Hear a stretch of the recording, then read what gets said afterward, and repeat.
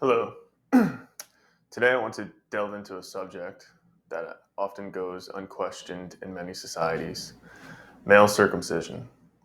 The practice is so deeply ingrained in our collective consciousness that most people don't stop to consider its implications. That's precisely what I'm inviting you to do today. I aim to challenge the cultural, religious, and medical norms perpetuating this practice. I will encourage you to rethink the automatic and often unquestioned decision to circumcise male infants or young boys. My central message is simple but impactful. Male circumcision should not be a routine or obligatory practice. It should only be conducted when medically necessary, as a qualified healthcare professional advises. You might be wondering, why does this matter? This is a matter of bodily autonomy, ethics, and public health.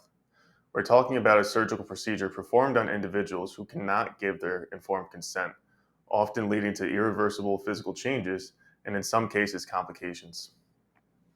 In the course of this speech, I'll delve into the historical roots of circumcision and question the cultural and religious imperatives behind it.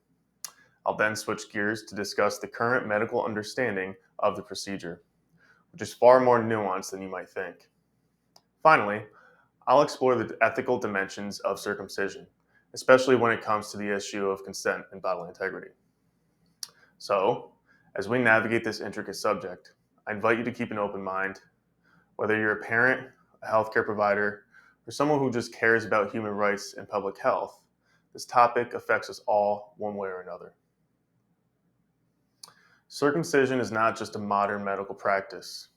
Its roots stretch back thousands of years. It's deeply embedded in various cultures and religious traditions worldwide. In Judaism, circumcision is a religious obligation that dates to the biblical era, specifically the covenant between Abraham and God. This practice, known as Brit Milah, is conducted on the eighth day after birth and has been an unbroken tradition for generations. In Christianity, the practice is less uniform. While some Christian denominations maintain the tradition, it is generally not considered a religious obligation. However, circumcision was common among early Christians, including key figures like St. Paul. In Islam, the practice is also widespread, often conducted as a rite of passage for young boys, although at the age at which it is performed can vary. Circumcision is also found in Africa, Oceanic, and indigenous American cultures, often as a rite of passage into adulthood. These practices are distinct from the Abrahamic traditions and are considered for various cultural and societal reasons. One of the most compelling aspects of circumcision debate is the evolution of our medical understanding of the practice.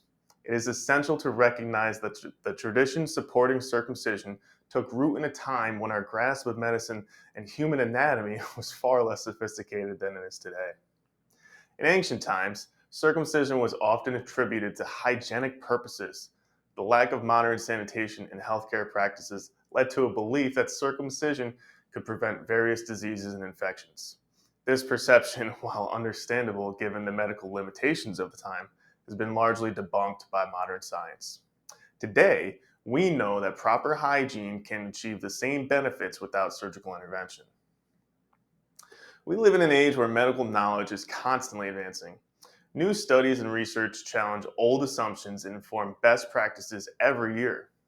For example, recent studies have shown that the health benefits previously attributed to circumcision are often marginal and can be achieved through less invasive means. Given this shift in medical paradigms, it's crucial to ask, should we continue to uphold a practice based on outdated medical assumptions? The answer, increasingly supported by modern medical research, leans towards a more individualized approach, where circumcision is not a universal recommendation, but is considered on a case by case basis.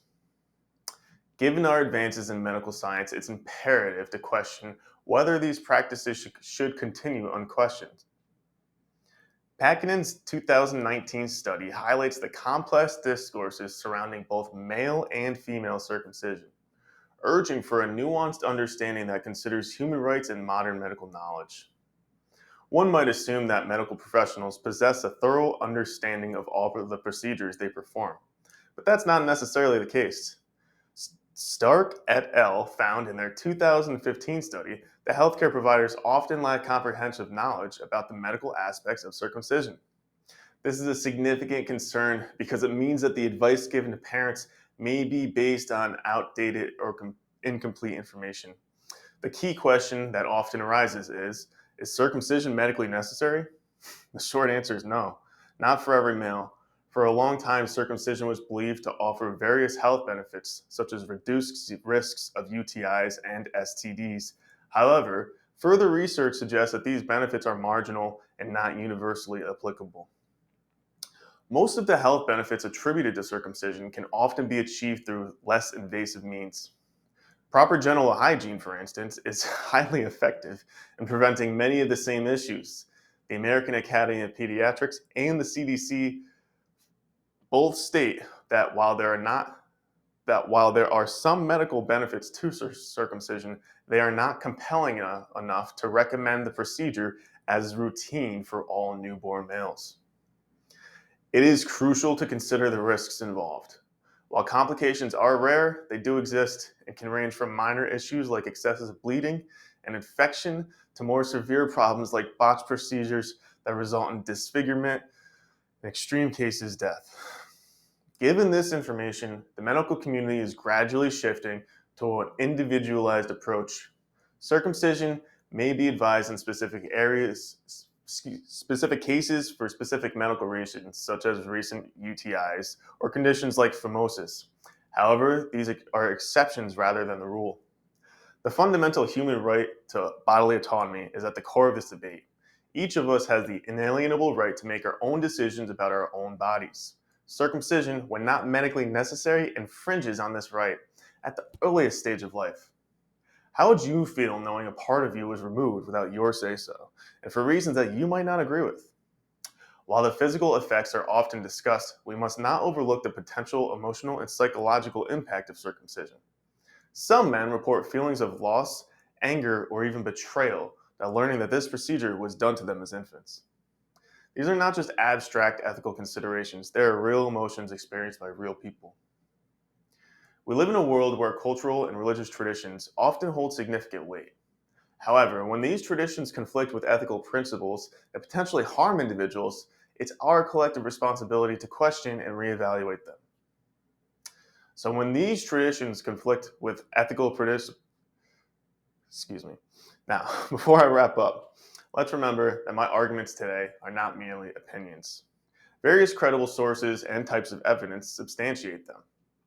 First, statistical data shows that while complications from circumcisions are generally low, even one unnecessary complication is too many when the procedure is not medically required. These numbers aren't just abstract statistics. They represent children who experience real consequences. Second, medical experts and organizations have recorded that routine circumcision is not advisable.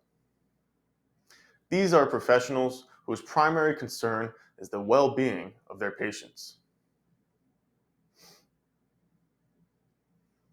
Let us question long-standing medical practices like male circumcision through modern medical and ethical lenses.